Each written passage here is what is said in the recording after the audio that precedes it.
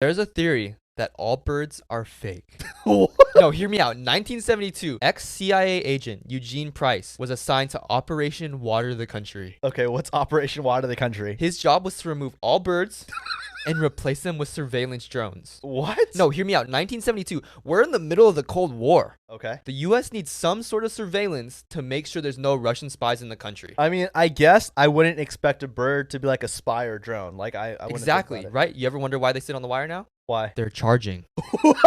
Oh my No, gosh. have you ever seen a dead bird on the ground? I've never seen a dead bird on the ground. Oh my gosh, I've never seen a dead bird on the ground. They don't die. They Oh charge. my gosh.